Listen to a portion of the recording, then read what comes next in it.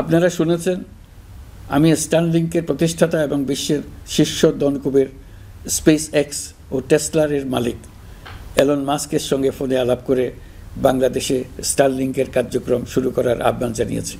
সে অনুসারে কোম্পানির প্রতিনিধিরা এখন বাংলাদেশে তাদের কার্যক্রম শুরুর আয়োজন করছে। তাদের সঙ্গে 3 মাসের মধ্যেই বাণিজ্যিক চুক্তি চূড়ান্ত করার কাজ চলছে। স্টারলিংকের মাধ্যমে স্বল্প মূল্যে উচ্চগতির ইন্টারনেট বাংলাদেশের ডিজিটাল জগতে একটা বিপ্লব আনবে।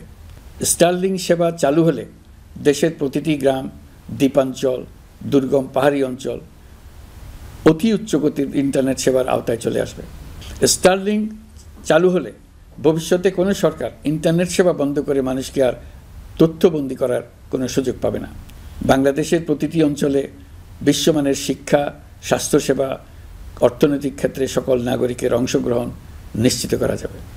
আমাদের নতুন প্রজন্ম দেশের যে কোনো প্রত্যন্ত অঞ্চলেই থাকুক না কেন, তারা বিশ্ব নাগরিক হয়ে গড়ে ওঠার সুযোগ পাবে। সরকার যুব উদ্যোক্তা নীতি 2025 প্রণয়ন করেছে। এর লক্ষ্য হবে সামাজিক, অর্থনৈতিক ও পরিবেশগত অগ্রগতির মূল চালক হিসেবে তরুণ তরুণীদের ক্ষমতায়ন করা।